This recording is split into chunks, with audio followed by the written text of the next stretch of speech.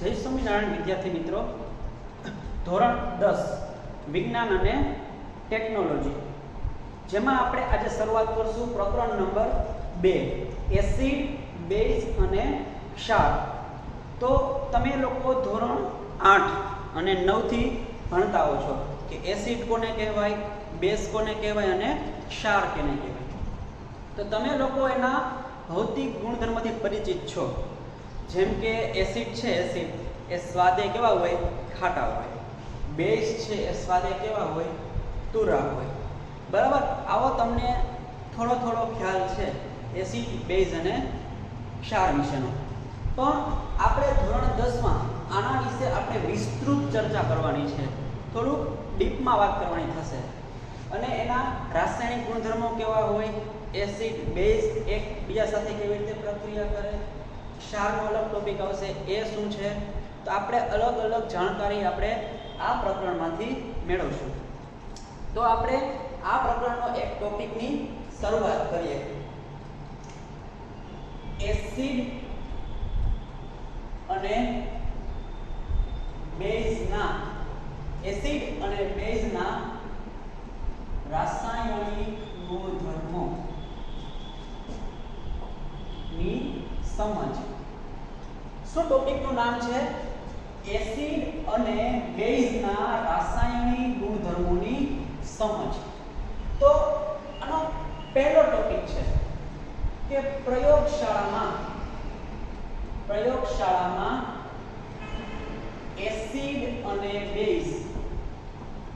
Acid અને base એટલે કે પ્રયોગશાળામાં આપણે હોઈએ ત્યારે આપણે એસિડ અને બેઝની પરખ કઈ રીતે કરી શકીએ. તો તમે લોકોએ સાંભળ્યું હશે લિટમસ પેપર. શું સાંભળ્યું હશે શબ્દ લિટમસ પેપર? લિટમસ છે શું? તો કે એક લાઇકેન નામની વનસ્પતિ આવે. કેવી વનસ્પતિ? લાઇકેન નામની વનસ્પતિ. એને એક પેપરમાં શું કરવામાં આવે? સૂકવવામાં આવે. એમાં શું તૈયાર કરવામાં આવે? Litmus paper. લિટમસ પેપરનું કામ શું છે? તો કે એસિડ અને બેઝની સામે શું કરશે? એ પોતાના રંગમાં પરિવર્તન કરશે અને આપણને માહિતી મળશે કે આ એસિડ કહેવાય અને આ બેઝ કહેવાય. તો ચાલો આપણે એના વિશે વાત કરીએ. હવે એસિડ, ખરેખર એસિડ શું છે? એના ઉદાહરણ શું છે? તો કે એસિડમાં આપણે વાત કરીએ અમુક ઉદાહરણ, તો કે ભાઈ HCl, જેને આપણે બોલીએ હાઇડ્રોક્લોરિક એસિડ. પછી બીજું તો કે H2SO4. તો આને કેમ યાદ રાખવું? તો જુઓ અહીંયા વચ્ચે કોણ છે? સલ્ફર. S means sulphur. તો આને આપણે બોલશું સલ્ફ્યુરિક એસિડ. તેવી જ રીતે HNO3. વચ્ચે કોણ છે? N. ટૂંકમાં અહીંથી નામ સ્ટાર્ટ કરશું કે નાઇટ્રિક એસિડ. અને એક છે CH3COOH, જેને આપણે કહેતા હોઈએ એસિટિક એસિડ. બરાબર. પછી આ ઘણા બધા એસિડ છે, પણ આ ચાર જે એસિડ છે એનો તમારે વધારે પડતો અભ્યાસ આવે છે. ઘણા બધા એસિડ આવેલા હોય છે. એવી રીતે બેઝમાં કેવું હોય તો એના ઉદાહરણ શું? તો કે તમને ખ્યાલ હશે કે OH જેમાં પાછળ આવતું હોય એવા, જેમ કે NaOH. NaOH ને શું કહેવાય? તો કે Na એટલે સોડિયમ, OH એટલે હાઇડ્રોક્સાઇડ. તો Na+1 OH -1 આ બે આયનો સંયોજાય અને NaOH, જેને આપણે બોલતા હોઈએ સોડિયમ હાઇડ્રોક્સાઇડ. એવી રીતે KOH મતલબ શું થશે? K એટલે પોટેશિયમ, OH એટલે હાઇડ્રોક્સાઇડ, જેને આપણે બોલશું પોટેશિયમ હાઇડ્રોક્સાઇડ. તેવી જ રીતે NH4OH. NH4 સંયોજકતા +1, તો જેને બોલાય એમોનિયમ. શું બોલાય? એમોનિયમ. તો આને આપણે બોલશું એમોનિયમ હાઇડ્રોક્સાઇડ. કેમ? તો કે OH સાથે જોડાયેલ છે. તો આ બધા શું છે? બેઝના ઉદાહરણ છે. સાથે તમને હું ક્ષારના ઉદાહરણ આપી દઉં. તો ક્ષાર બી ઘણા બધા છે, જેમ કે NaCl, KCl. બરાબર, NaCl, KCl. પછી તો કે ભાઈ આ તમારે જોવા હોય ઉદાહરણ તો કે ભાઈ CH3Cl, બરાબર, CH3Cl. ઘણા બધા આવા ક્ષાર છે. પછી તો કે ભાઈ K2SO4. K2SO4 ને શું કહેવાય? એટલે પોટેશિયમ સલ્ફેટ. આવા ઘણા બધા ક્ષારો છે. તો આ બધી ટૂંકમાં એસિડ કોને કહેવાય, બેઝ કોને કહેવાય અને ક્ષાર કોને કહેવાય. તો આપણે અહીંયા વાત કરવાની છે એ છે પ્રયોગશાળામાં એસિડ અને બેઝ. તો હું પહેલા અહીંયા સેક્શન પાડી દઉં. અહીંયા આપણે લેશું એસિડ લેશું. શું લેશું? એસિડ લેશું. પછી તો કે અહીંયા લેશું આપણે લિટમસ પેપર. લિટમસ પેપર અથવા તો જેનો રંગ રાખશું આપણે લાલ રંગ રાખશું. શું રાખશું? લાલ રંગ. હવે પછી અહીંયા રાખશું આપણે લિટમસ પેપર જ. લિટમસ પેપર પણ અહીંયા રાખશું આપણે ભૂરો રંગ, જેને આપણે બ્લુ બોલતા હોય કે ઇંગ્લિશમાં બ્લુ વચાય. પછી અહીંયા રાખશું આપણે ફિનોલ્ફથેલિન. ફિનોલ્ફથેલિન નું દ્રાવણ. એની સાથે કેવી રીતે રંગ પરિવર્તન થાય? અને એક રાખશું આપણે મિથાઇલ ઓરેન્જ. શું રાખશું મિત્રો? Methyl orange. અહીંયા મેં એસિડ લખ્યું. આપણે જનરલ વાત કરવી છે એટલે અહીંયા રાખશું આપણે કોઈ પણ દ્રાવણ. અહીંયા રાખશું આપણે કોઈ પણ દ્રાવણ. એ એસિડ પણ હોઈ શકે, બેઝ પણ હોઈ શકે, એ રીતે. તો હું પહેલા વાત કરીશ એસિડની. કેની વાત કરીશ હું? એસિડ વિશે વાત કરીશ કે એસિડ છે લિટમસ પેપર હારે કેવી રીતે રંગ પરિવર્તન આપે છે. તો જ્યારે એસિડ છે, એસિડ બરાબર, એમાં આપણે જો લાલ રંગનું લિટમસ પેપર ડુબોળીએ. શું કીધું? કે લિટમસ પેપર જે લાલ રંગનું છે એને આપણે એસિડમાં ડુબોળીએ તો એમાં આપણને કાંઈ રંગ પરિવર્તન જોવા મળશે નહીં. જેમાં આપણે રંગ પરિવર્તન જોવા મળતો નથી.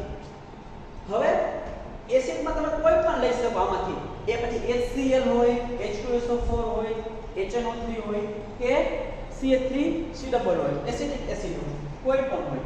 જે લિટમસ પેપર કાંઈ લાલ રંગ ઉપર રંગ પરિવર્તન કરતું નથી. હવે એ જ એસિડમાં આપણે ભૂરા રંગનું લિટમસ પેપરને ડુબોળશું. શું કીધું? કે ભાઈ એસિડના દ્રાવણમાં આપણે ભૂરા રંગનું લિટમસ પેપર ડુબોળશું. તો જો એ ભૂરું લિટમસ પેપર છે એ લાલ રંગમાં પરિવર્તન પામશે. જે પહેલા ભૂરા રંગનું લિટમસ પેપર હતું, હવે એને એસિડમાં ડુબોળવામાં આવ્યું તો હવે કેવો રંગ થઈ ગયો? લાલ રંગ થઈ ગયો. એવી જ રીતે હવે શું કરશું? આ ફિનોલ્ફથેલિન લેશું, બરાબર, એનું દ્રાવણ લેશું. હવે એમાં આપણે શું નાખશું?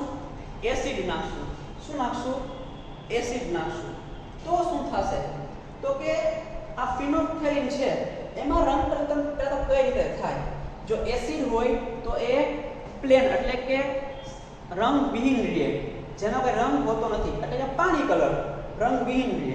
અને જો એ બેઝના સંપર્કમાં આવે તો એ કેવો રંગ થઈ જશે? જાંબલી રંગ થઈ જશે. ઓકે, તો અત્યારે ફિનોલ્ફથેલિન છે એનું દ્રાવણ, એમાં આપણે એસિડ નાખશું તો શું થશે? તો કે એ રંગવિહીન રહેશે. કેવું રહેશે? રંગવિહીન. એનો કોઈ રંગ આપણે પરિવર્તન થયેલો જોવા મળશે નહીં, અથવા તો એમાં કઈ રંગમાં ફેરફાર જોવા મળતો નથી. હવે સામે શું કરશું આપણે? મિથાઇલ ઓરેન્જ છે. Methyl orange. મિથાઇલ ઓરેન્જનું કામ શું?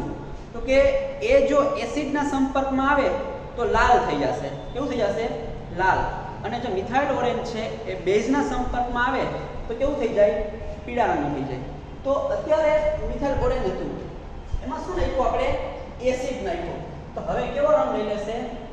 લાલ રંગ લઈ લેશે. કેવો લઈ લેશે? લાલ રંગ. તો એસિડમાં તમે કોઈ પણ સિલેક્ટ કરી શકો. જે મેં તમને ઉદાહરણ આપ્યા, શું? તો કે hydrochloric acid, sulphuric acid, nitric acid અથવા તો એસિડિક એસિડ. તમે કોઈ પણ એસિડ લઈ શકો જે લાલ લિટમસ પેપર સામે રંગ પરિવર્તન નહીં આપે. ભૂરા લિટમસ પેપર સામે એ લાલ થઈ જશે. તેવી જ રીતે ફિનોલ્ફથેલિનના દ્રાવણમાં એ રંગવિહીન જ રહેશે. અને જો એને મિથાઇલ ઓરેન્જ સાથે પ્રક્રિયા કરવામાં આવે તો એ લાલ રંગમાં ફેરવાઈ જશે. હવે બીજી વાત કરીએ. હવે આપણે વાત કરીએ બેઝની. કેની વાત કરીએ? બેઝની વાત કરશું કે બેઝ છે બેઝ, એમાં આપણે લાલ લિટમસ પેપરને ડૂબોડીએ. શું કીધું? બેઝનું દ્રાવણ છે એમાં આપણે લાલ લિટમસ પેપર ડૂબાડ્યું. તો લાલ લિટમસ પેપર હતું એ શું કરશે? પોતાનો રંગ બદલશે, પોતાના રંગમાં પરિવર્તન કરશે. એટલે એ જે બેઝમાં લાલ લિટમસ પેપર ડૂબાડ્યું એ હવે કેવું થઈ જશે? ભૂરા રંગનું થઈ જશે. એટલે હવે એ ભૂરું થઈ જશે. એટલે કે એનો મતલબ એવો થયો કે લાલ લિટમસ પેપર બેઝ સાથે પ્રક્રિયા કરે તો એ ભૂરા રંગમાં ફેરવાઈ જાય. અને જો લિટમસ પેપર ભૂરા રંગનું હોય એને બેઝમાં રાખવામાં આવે તો એ ભૂરું ને ભૂરું રહે. એટલે રંગ પરિવર્તન થશે નહીં. ભૂરું લિટમસ પેપર બેઝમાં ભૂરું ને ભૂરું જ રહે. એટલે એમાં રંગ પરિવર્તન થશે નહીં. હવે ફિનોલ્ફથેલિન લેવાનું. શું કરવાનું? બેઝના દ્રાવણમાં નાખવાનું. તો શું થશે? અને એવું ન કરવું હોય તો ફિનોલ્ફથેલિનનું જે દ્રાવણ છે એમાં આપણે બેઝ ઉમેરશું. શું ઉમેરશું? બેઝ ઉમેરશું. તો આ ફિનોલ્ફથેલિનનું દ્રાવણનો રંગ છે એ હવે કેવો થઈ જશે? જાંબલી રંગ થઈ જશે. કેવો રંગ થઈ જશે? જાંબલી રંગ થઈ જશે. એ બેઝમાં તમે કોઈ પણ બેઝ લઈ શકો કે NaCl લ્યો, KCl લ્યો, CH3Cl લ્યો કે K2SO4 લ્યો. કોઈ બી બેઝ લ્યો એને ફિનોલ્ફથેલિનના દ્રાવણમાં ઉમેરો તો દ્રાવણનો રંગ કેવો થઈ જશે? હવે જાંબલી રંગ થઈ જશે. ત્યારબાદ મિથાઇલ ઓરેન્જ. ત્યારબાદ વાત કરશું મિથાઇલ ઓરેન્જ. તો મિથાઇલ ઓરેન્જ છે બરાબર. હવે એમાં જો બેઝ ઉમેરવામાં આવે, મિથાઇલ ઓરેન્જમાં જો બેઝ ઉમેરવામાં આવે તો એનો રંગ પીળો થઈ જશે. એટલે હવે મિથાઇલ ઓરેન્જ કેવું બની ગયું? આપણું પીળું બની ગયું. બરાબર. એ પછી કોઈ પણ બેઝ હોય, આમાંથી તમે કોઈ પણ બેઝને સિલેક્ટ કરી શકો, પ્રક્રિયા કરી શકો, તમને આ પ્રકારે ફેરફાર જોવા મળશે. અને આ વાત આખી ક્યાં કરી આપણે? તો કે પ્રયોગશાળામાં એસિડ અને બેઝની ચર્ચા કરી. ક્લિયર આ વસ્તુ? બરાબર. એસિડમાં તમે કોઈ પણ એસિડ લઈ શકો કે નાઇટ્રિક એસિડ એ હોઈ શકે, સલ્ફ્યુરિક એસિડ પણ લઈ શકો.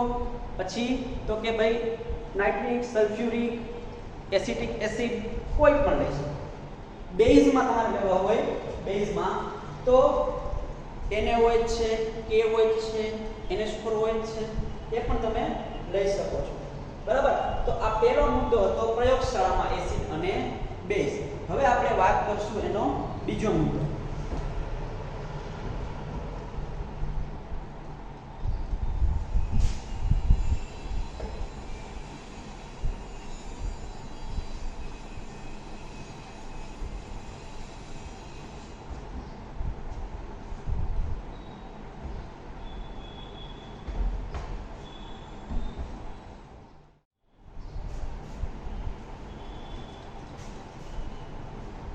તેવી જ રીતે હવે આપણે વાત કરશું એક બીજો સિમ્પલ નાનકડો ટોપિક છે ઘ્રાણેન્દ્રિય સૂચકો.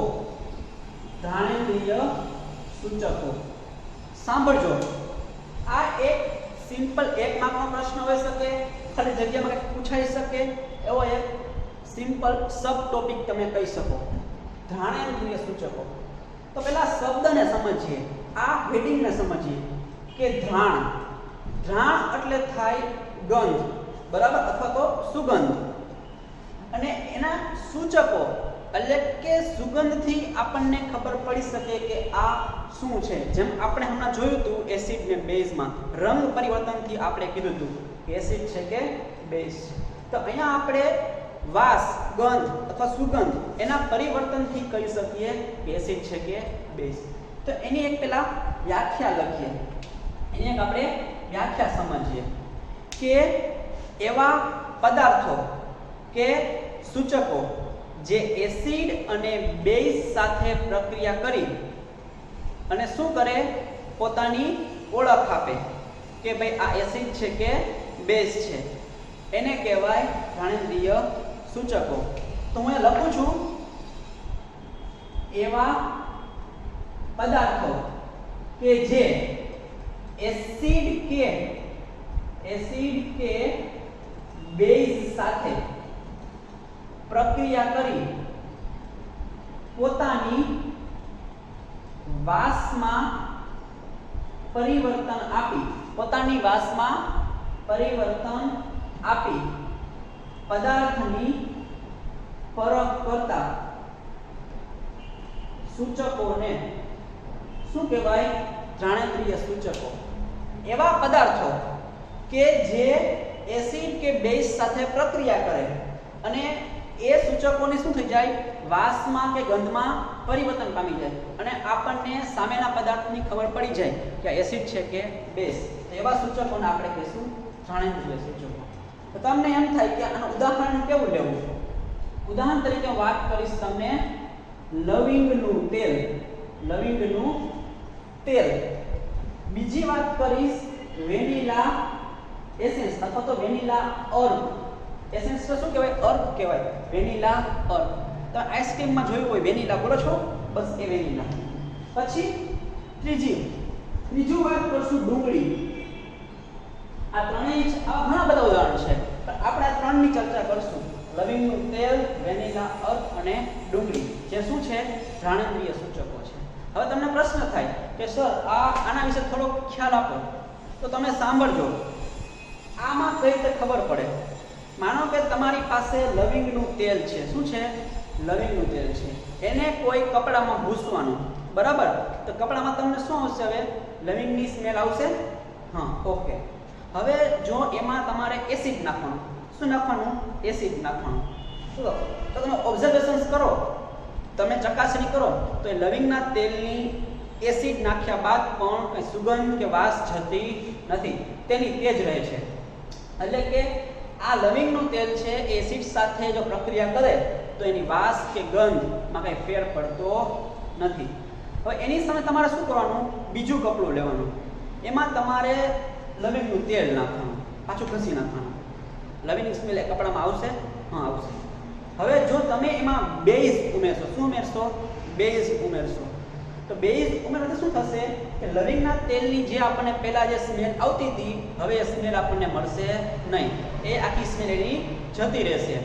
તો એનો મતલબ એવો થયો કે લવિંગનું તેલ છે, લવિંગનું તેલ એ એસિડ સાથે કંઈ પ્રક્રિયા કરતો નથી, પણ લવિંગનું તેલ છે એને જો બેઝ સાથે પ્રક્રિયા કરવામાં આવે તો એની શું થશે? ગંધ છે, ગંધ એ જતી રહેશે. આમાં એસિડ પણ થશે, એની ગંધ જતી નથી, પ્રક્રિયા થતી નથી. આ બે કન્સેપ્ટ છે કે લવિંગનું તેલ જો સ્મેલ ગુમાવી દે, ગંધ ગુમાવી દે તો એ બેઝ હોય, અને જો એ ગંધ એમને જાળવી રાખે, સુગંધ જાળવી રાખે તો એ એસિડ હોય. તો આવો એક ટોપિક છે જાણેન્દ્રિય સૂચકોનો. બરાબર. હવે આના પછીનો આપણે એક બીજો પોઈન્ટની શરૂઆત કરશું. હવે શું થશે તો કે એસિડ અને બેઝ ધાતુ સાથે પ્રક્રિયા કેવી રીતે કરે? એટલે કે એસિડની ધાતુ સાથેની પ્રક્રિયા. એસિડની ધાતુ સાથેની પ્રક્રિયા. તો એસિડ, તમને ખ્યાલ છે એસિડ શું છે, પણ અહીંયા સર્જાયો ધાતુ. ધાતુ કોને કહેવી? તો તમને લોકોને કદાચ ખ્યાલ હોય અથવા ન હોય તો હું વાત કરી દઉં. તમે લોકો આવું શીખી ગયા કે ધાતુ કેને કહેવાય? તો કે જનરલી કેવું હોય તો કે જે તત્વની સંયોજકતા ધન હોય એ કેમાં ગણવામાં આવે છે? ધાતુમાં ગણવામાં આવે, ધાતુ તત્વમાં ગણવામાં આવે. જેમ કે સોડિયમ, પોટેશિયમ, એલ્યુમિનિયમ, લોખંડ, આયરન, બરાબર, વગેરે. એલ્યુમિનિયમ છે એ તો આવી ગયું, ઓકે. પછી મેંગેનીઝ છે, મેગ્નેશિયમ છે, બરાબર. શું કીધું? Sodium, potassium, aluminium, iron, magnesium, manganese. આ બધી ધાતુ તત્વો કે આ બધાની સંયોજકતા કેવી છે? ધન છે, ધનાયન છે. આ બધા એને આપણે જનરલી ધાતુ બોલતા હોય. તો આ બધા ધાતુ તત્વો છે એ એસિડ સાથે કેવી રીતે પ્રક્રિયા કરે એના વિશે આપણે વાત કરવાની છે. તો આ સમજવા માટે આપણે એક પ્રવૃત્તિનો સહારો લેશું. પ્રવૃત્તિ સમજશું આને, ઓકે. તો અહીંયા હું ક્યાંક ડ્રો કરું છું, તમને આઈડિયા આવશે. ઉદાહરણ તરીકે આ એક આપણે સ્ટેન્ડ લેશું.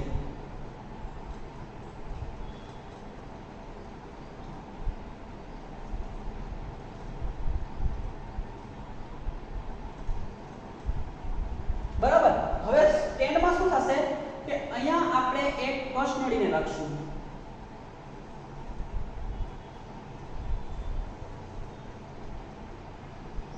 આ રીતે આપણે કષ્ણણી. હવે સમજો આ કષ્ણણીમાં શું કરશું આપણે? તો કે દાણાદાર ઝીંક ઉમેરશું. પહેલા આ શું છે? એક સ્ટેન્ડ છે, બરાબર. આ છે આપણી કષ્ણણી. હવે કષ્ણણીમાં આપણે અહીંયા શું લગાવી દઈશું? એક બૂચ લગાવી દઈશું, બરાબર, જેને કહેશું રબરનું બૂચ. હવે સમજો અહીંયાથી આ કેવું થઈ ગયું? હવા ચૂસ થઈ ગયું. પણ અહીંયાથી આપણે એક નળી પસાર કરશું. શું કરશું? એક નળી પસાર કરશું.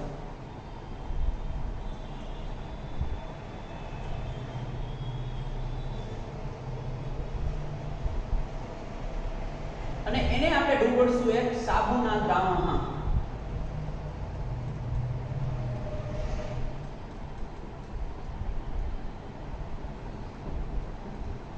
આ છે સાબુનું દ્રાવણ.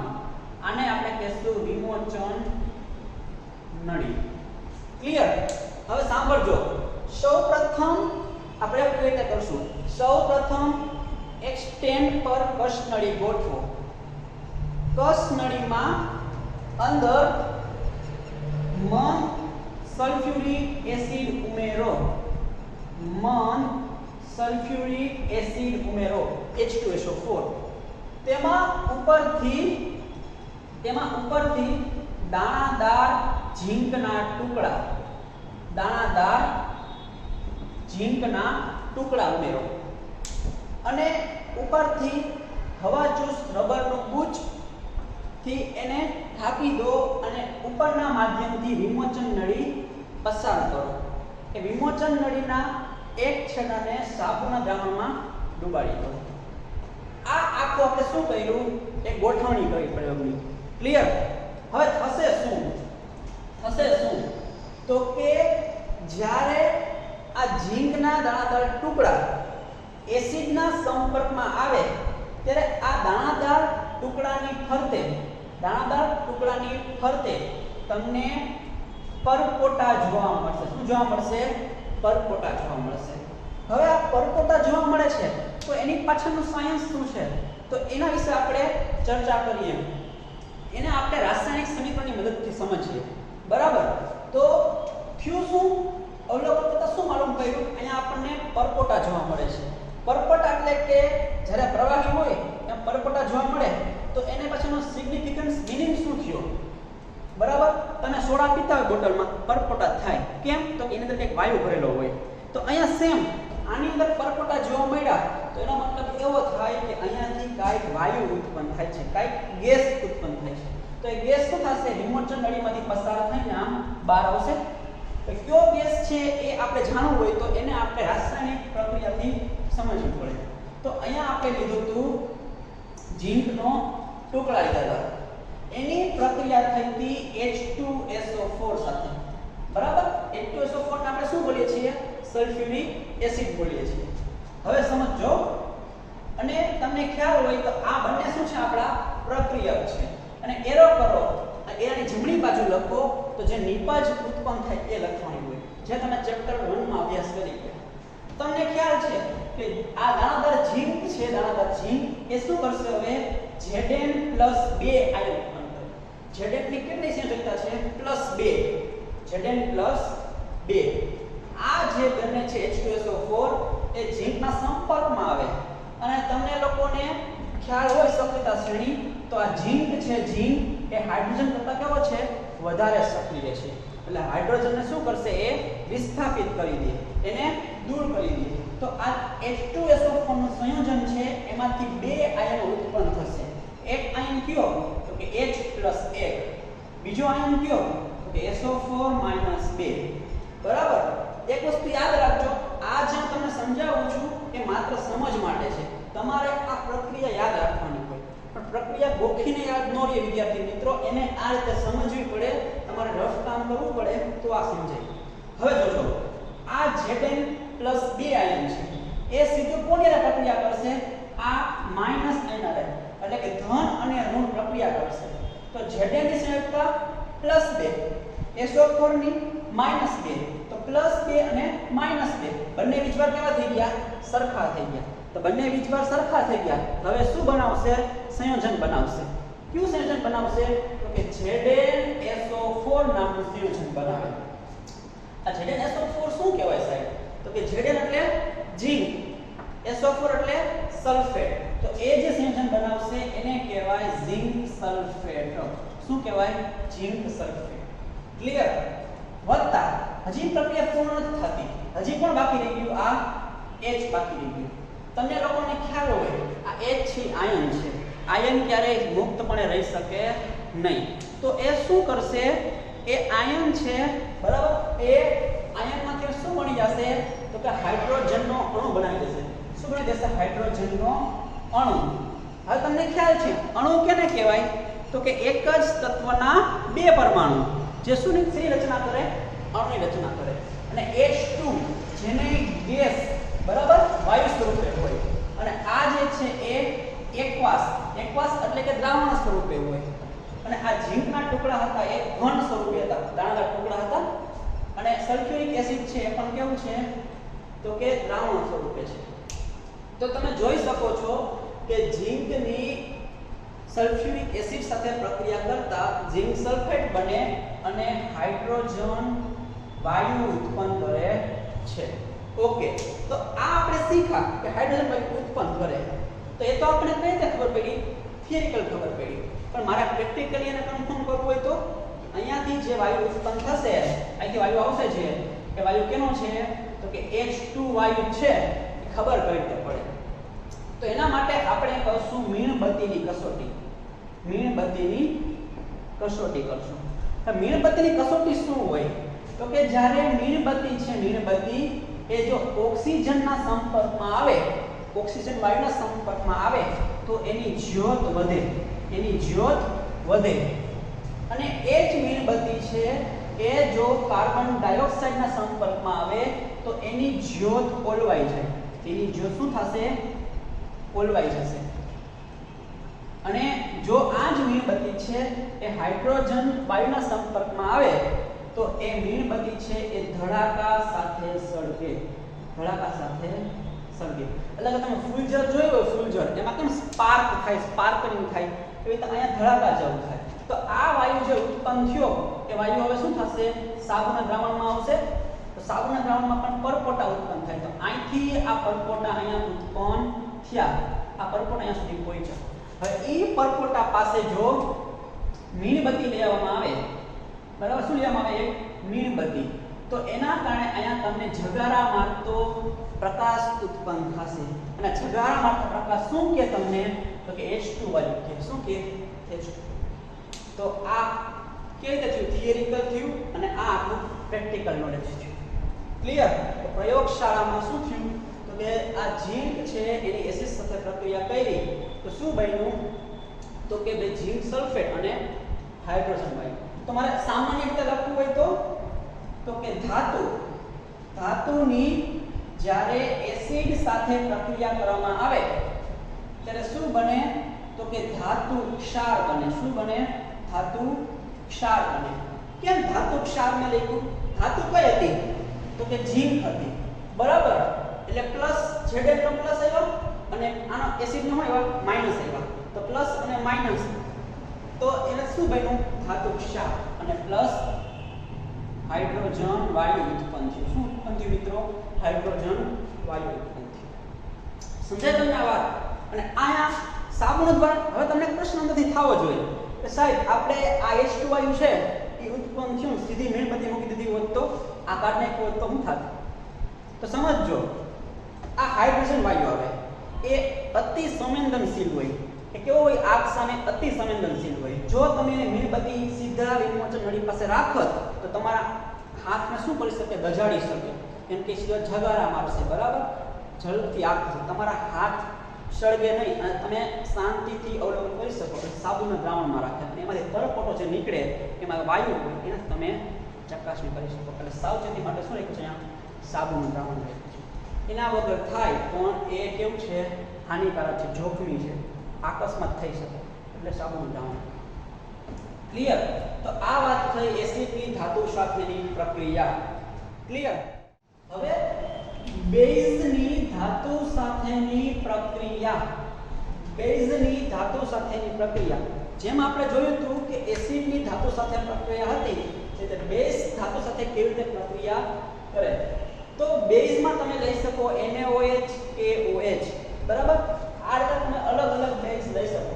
પણ કેવું છે, જેમ એસિડ છે એ બધા ધાતુ સાથે પ્રક્રિયા કરવા સક્ષમ હતું, પણ બેઝ છે એની મર્યાદા છે કે અમુક જ ધાતુ સાથે પ્રક્રિયા કરે છે અને એ ધાતુ ક્ષાર બનાવે છે. દર વખતે થાય એવું જરૂરી બેઝમાં નથી. તો આપણે એના થોડું સમજ કેળવીએ.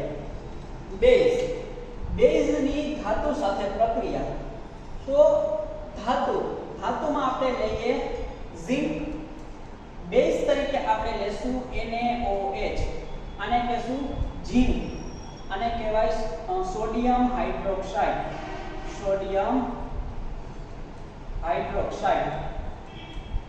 હવે આ બંને પ્રક્રિયકો છે એ નિપજ શું આપશે સમજો.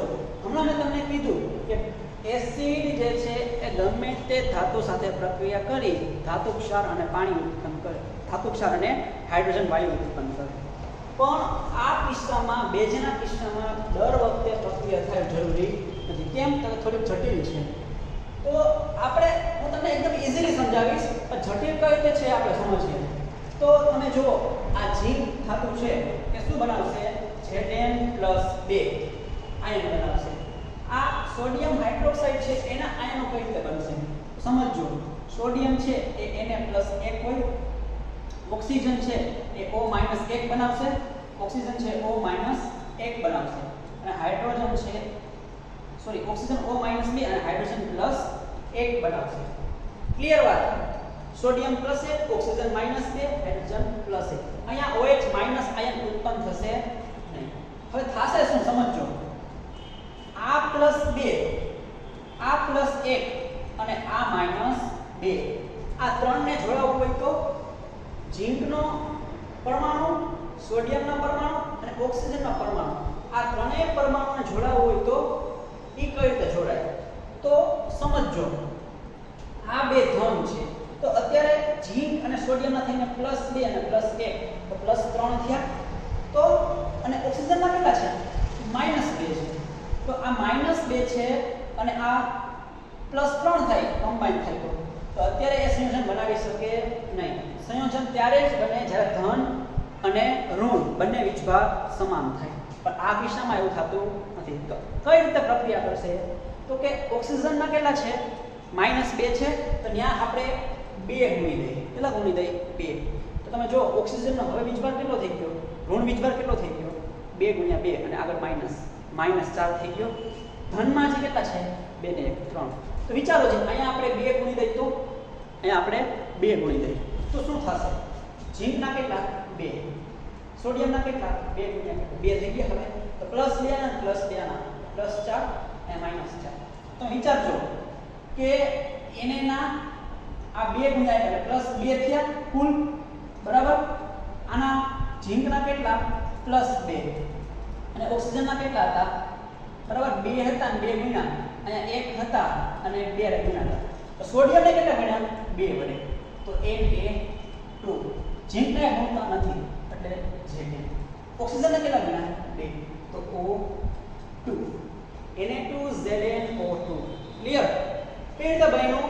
તો કે આ NaOH જે છે સંયોજન, એમાંથી આયનો છૂટા, Na નો +1, ઓક્સિજનના -2 અને હાઇડ્રોજનનો +1.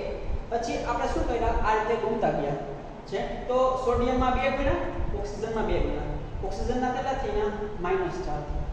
આના કેટલા થઈ ગયા? -4 થઈ ગયા કમ્બાઈન. અને આ બેના કમ્બાઈન કેટલા થયા? અહીંયા +1 × 2 એટલે 2 આના થયા પ્લસ અને 2 આના પ્લસ હતા. તો આ બેના થઈને +4 અને આના -4. તો એ રીતે +4 -4 જોડાઈ ગયા.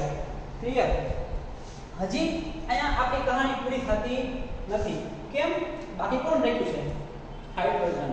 હાઇડ્રોજન ત્યારે એકલો રહી શકે નહીં. એ શું બનાવી દે? પોતાનો અણુ બનાવી દે, H2. તો હવે આને અવસ્થા આપીએ તો હાઇડ્રોજન છે એ વાયુ સ્વરૂપે, આ છે દ્રાવણ એટલે એકવાસ, આ છે દ્રાવણ એટલે એકસ અને ઝીંક તો એ દાણાદાર ટુકડા હતા એટલે ઘન અવસ્થામાં હતો. તો તમે લોકો પ્રકરણ નંબર 1 માં શીખી ગયા કે દ્રવ્ય સંચયનો નિયમ પ્રક્રિયક અને નિપજ બંને તરફ જે છે અણુ પરમાણુ તમે જે લીધા હોય એ સમાન રહેવા જોઈએ. અહીંયા થાય છે જોવો છે સોડિયમ કેટલા છે 2 છે. આ તરફ ડાબી તરફ પ્રક્રિયકમાં કેટલા છે 1 જ છે. આવું ચાલે ન ચાલે. દ્રવ્ય સંચયના નિયમનું પાલન થાય નહીં. તો આને આપણે સંતુલન કરવું પડે. શું કરવું પડે? સંતુલન કરવું પડે. તો અહીંયા સોડિયમને હું પેલા 2 ગુણી દઉં. કેટલા ગુણી દઉં? આગળ 2 ગુણી દઉં. સોડિયમ કેટલા થઈ ગયા? 2 થઈ ગયા. જમણી તરફ નિપજમાં સોડિયમ કેટલા છે? 2. Okay clear. હવે 2 ગુણ્યા એવું તો નથી ખાલી સોડિયમમાં જ ફેર થાય. 2 ગુણવાથી ઓક્સિજનમાં ફેર થાય, હાઇડ્રોજનમાં ફેર થાય. તો એ ચકાસી દે. પ્રક્રિયકમાં ઓક્સિજન કેટલા છે? 2 અને ગુણ 10 એટલે 2 છે. અહીંયા ઓક્સિજન કેટલા છે? 2. તો ઓક્સિજન એ ક્લિયર. એનો કઈ પ્રશ્ન નથી. બરાબર? હવે બાકી કોણ રહ્યા? હાઇડ્રોજન. હાઇડ્રોજન કેટલા છે? 2 ગુણ્યા એટલે 2. તો અહીંયા બી 2. હાઇડ્રોજન એ ક્લિયર. ઝિંક કેટલા છે? 1. અને કેટલા છે? ઝિંક 1. તો હવે તમારું આ જે સમીકરણ બન્યું એ કેવું બની ગયું? સંતુલિત સમીકરણ બની ગયું. કેવું બની ગયું? સંતુલિત સમીકરણ બની ગયું. જેમાં નિયમનું પાલન થાય, અવસ્થા આવી ગઈ, કઈ રીતે બન્યું એની ચર્ચા થઈ ગઈ આખી કે પ્લસ અને માઈનસ આયન સરખા થાય ત્યારે બને. પણ આ બનવા પાછળની આખી સ્ટોરી છે. હજી બીજી વાત, આ બેના નામ આપ્યા તમને પ્રશ્ન થાય આમાં 3 વસ્તુ છે નામ કઈ રીતે આપવા. તમે લોકો ગુજરાતીમાં સંધિ જોડો અને સંધિ છોડો આવું ભણી ગયા. તો અહીંયા થોડોક આપણે એનો ઉપયોગ કરશું. કઈ રીતે? જો આ શું છે? સોડિયમ છે. અહીંયા આપ્યું સોડિયમ. ક્લિયર? બાજુમાં કોણ છે? ઝિંક છે. કોની સાથે છે? ઓક્સિજન હારે છે. તો ઓક્સિજન હારે જ્યારે 2 તત્વો જોડેલા હોય, 2 તત્વો અને ઓક્સિજન હોય ત્યારે આપણે અહીંયા ઓક્સાઇડ શબ્દ ના ભૂલી શકીએ. ત્યાં શું બોલવું પડે? મારે અહીંયા પ્રત્યય એટ શબ્દ આપવો પડે. શું આપવું પડે? એટ શબ્દ. ઓક્સિજન કોને જોડાયેલો છે? ઝિંક હારે. તો ઝિંક વત્તા એટ તો એ શું બની તમારું? ઝિંકેટ. આને બોલાય સોડિયમ ઝિંકેટ. શું બોલશું મિત્રો? Sodium zincate. આ તો તમને ખ્યાલ જ છે કે હાઇડ્રોજન વાયુ. આ શું છે? હાઇડ્રોજન વાયુ. બરાબર છે. તો આ કઈ રીતે બન્યુંની વાત હતી. હજી તમે ચેપ્ટર 3 માં શીખશો ત્યાં આના જેવું એક આવશે. 2 શું હશે? ધાતુ તત્વો, એક અધાતુ તત્વો. ત્યાં આવશે સોડિયમ એલ્યુમિનેટ. શું આવશે? Sodium aluminate. ત્યારે તમે આ યાદ કરજો કે આવું કંઈક આપણે ચેપ્ટર 2 માં ચર્ચા થઈ ગઈ. આ યાદ રહ્યું? એટ ક્યારે આવે? જ્યારે 2 શું હોય? 2 તો કે 2 પરમાણુ હોય ધાતુના, એની સાથે ઓક્સિજન હોય ત્યારે આ રીતે બચાય કે જેની હારે ઓક્સિજન જોડાયેલો હોય એ 2 ભેગા કરીને લખવાના એટ શબ્દને અને આગળ એમનો. આ જે આપણે સમજાવ્યું ને આ રફ વર્ક છે. મેન પ્રક્રિયા તમારી આટલી જ છે ખાલી. તો આને આપણે જનરલી કેમ લખાય? જનરલી લખવું હોય તો કે જ્યારે બેઝની ધાતુ સાથે પ્રક્રિયા કરવામાં આવે. અત્યારે મેં પહેલા શું ધાતુ લીધી તો એ રીતે લખીએ કે જ્યારે ધાતુની બેઝ સાથે પ્રક્રિયા થાય ત્યારે શું બને? ધાતુ ક્ષાર અને હાઇડ્રોજન વાયુ મુક્ત થાય. હાઇડ્રોજન વાયુ. ક્લિયર? એક આની એક વાત.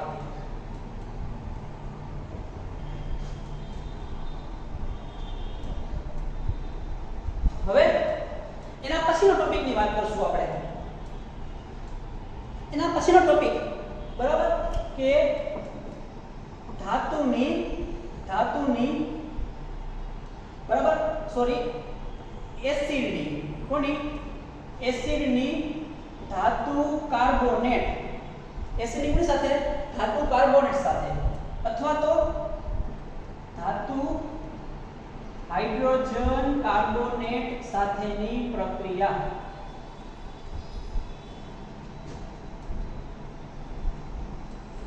ક્લિયર? આના વિશે આપણે થોડી ચર્ચા કરવાની થશે કે એસિડની ધાતુ કાર્બોનેટ સાથે અને ધાતુ હાઇડ્રોજન કાર્બોનેટ સાથે કઈ રીતે પ્રક્રિયા થાય. ક્લિયર? તો આની પહેલા આપણે આ ટાઇટલને પહેલા સમજીએ. તમે એસિડ થી પરિચિત છો જ, મેં લખેલું જ છે. ધાતુથી પરિચિત જ છો. એ ધાતુ કેને કહેવાય? ધન સંયુક્ત કહેવાય. નવો શબ્દ આવ્યો કાર્બોનેટ. તો કાર્બોનેટ છે એક સંયોજન છે, એટલે સોરી એક આયન છે. બરાબર, જે છે CO3 - 2 કેવું છે CO3 - 2 અને હાઇડ્રોજન કાર્બોનેટ છે એ છે HCO3 - 1 HCO3 - 1 આ તમને યાદ હશે પણ આ થોડું નવું આવ્યું તો આ કઈ રીતે બન્યું તો કાર્બોનેટ હતો કાર્બોનેટ એ કેવો હતો CO3 - 2 હતા અહીંયા હતો H જે +1 હતો તો આ બે જોડાય તો હજી શું બને H નો +1 અને -2 તો HCO3 એક તો જતો રહેતા -1 બચ્યા અહીંયા -2 અહીંયા +1 તો હજી અહીંયા સ્વરૂપે હોય અહીંયા સ્વરૂપે તો જે -1 અહીંયા બચ્યો HCO3 - 1 આ રીતે બન્યું અને એ બંને આયનો ક્યાં જોડેલા છે ધાતુ સાથે ધાતુમાં તમે કોઈ પણ લઈ શકો બરાબર સોડિયમ પોટેશિયમ એલ્યુમિનિયમ કોઈ બી તો એસિડની આપણે પહેલા વાત કરીએ કેવી રીતે વાત કરશું ધાતુ કાર્બોનેટ સાથે વાત કરીશું તો ધાતુ કાર્બોનેટ સાથે વાત કરીએ એસિડની તો અહીંયા આપણે લઈએ H2SO4 એસિડ તરીકે શું લઈએ H2SO4 બરાબર અને ધાતુ કાર્બોનેટ તો ધાતુ કાર્બોનેટની વસ્તુ ધાતુને લીધી સોડિયમ જેના કહેવાય +1 આયન કાર્બોનેટ છે એ થાય CO3 - 2 થાય તો આ બેનું સંયોજન કરવું હોય તો બેના આયનો સરખા રહેવા જોઈએ તો +1 માં હું 2 ગુણું તો 2 એકા 2 તો એને +2 CO3 - 2 હવે જે બનાવશે ધાતુ કાર્બોનેટ સોડિયમ એ થશે સોડિયમ કાર્બોનેટ શું બનશે સોડિયમ કાર્બોનેટ ધાતુ તરીકે મેં કોણ લીધા છે સોડિયમને લીધા છે કોણ લીધા છે સોડિયમ તો અહીંયા લીધા સોડિયમ કાર્બોનેટ આ છે સલ્ફ્યુરિક એસિડ શું છે સલ્ફ્યુરિક એસિડ આ શું છે તો કે સોડિયમ કાર્બોનેટ આ બંને પ્રક્રિયા છે એ બંને પ્રક્રિયા કરે તો શું થાય સમજજો એ બંને પ્રક્રિયા કરે તો શું થશે તો H2SO4 છે એમાંથી શું બને એક તો H+ આયન છૂટો પડશે આમાંથી અને એક તો પડશે SO4 - 2 આયન બરોબર અહીંથી તો કે Na + 1 આયન અને આ જે CO3 છે CO3 એમાં શું થશે CO2 એક કાર્બન ડાયોક્સાઇડ ઉત્પન્ન થશે અને ઓક્સિજન જે છે એ -2 સ્વરૂપે રહેશે કઈ રીતે રહેશે -2 સ્વરૂપે રહેશે હવે આના વિશે આપણે આખું એક કરવાનું છે તો સમજો આ CO2 છે તો વાયુ બની ગયો ઓકે તો અહીંયા શું આવી ગયું CO2 વાયુ બની ગયું હવે વૈધા કોણ તો કે આની વાત તે પતી ગઈ હવે 1 2 3 અને 4 તો આ પ્લસ અને આ માઈનસ આ બેને સંયોજન બનાવવું છે તો મારે એને કેટલા ગુણવા પડે 2 ગુણવા પડે તો Na2 એટલે આ Na છે પ્લસ 2 થઈ ગયા SO4 -2 તો શું બનાવી દઈએ Na2SO4 કેમ Na ને 2 ગુણ્યા SO4 ને કેમ ન ગુણ્યા મેં ગુણ્યા છે કે માત્ર ને માત્ર આયન સંખ્યા કરવા માટે Na ને ગુણ્યા એટલે Na ને 2 ગુણ્યા SO4 નથી ગુણ્યા તો Na2SO4 વૈધા કોણ હવે આ જેની વાત થઈ ગયા વૈધા કોણ H અને O આ O - 2 H પ્લસ છે અહીંયા 2 ગુણો તો આ પ્લસ અને -2 ઓકે હાઇડ્રોજન ના કેટલા ગુણ્યા 2 તો પ્લસ H2O પ્લસ H2O એકદમ સિમ્પલ આ આખું તમને જો રફ વર્ક આવડશે તો આખી પ્રક્રિયા આવડશે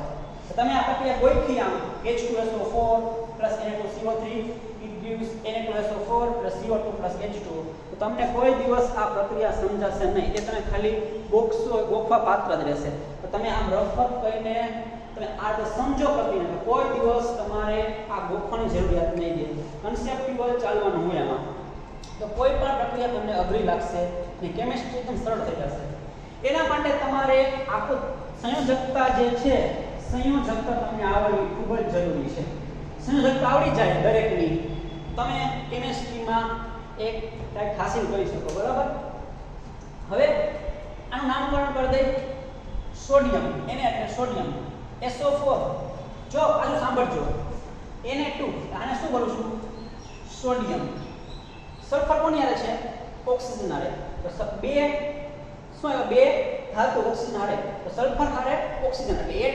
સોડિયમ સલ્ફેટ એવો એક આને શું કહેવાય કાર્બન ડાયોક્સાઇડ હું ટૂંકમાં લખું છું આને કહેવાય પાણી બરાબર ને પાણી તો કહેવાનો મતલબ શું થયો કે જ્યારે જનરલી વાત કરવી હોય મારાની તો કે ભાઈ આને રફ કરી દઉં છું હવે આ રફ કરી દઉં. કહેવાનો મતલબ શું છે મારો કે જ્યારે એસિડ છે એસિડ એ ધાતુ કાર્બોનેટ સાથે પ્રક્રિયા કરે ત્યારે શું બને તો કે ધાતુ ક્ષાર બને. શું બને? ધાતુ ક્ષાર. અહીંયા સોડિયમ લીધું હતું. સોડિયમનો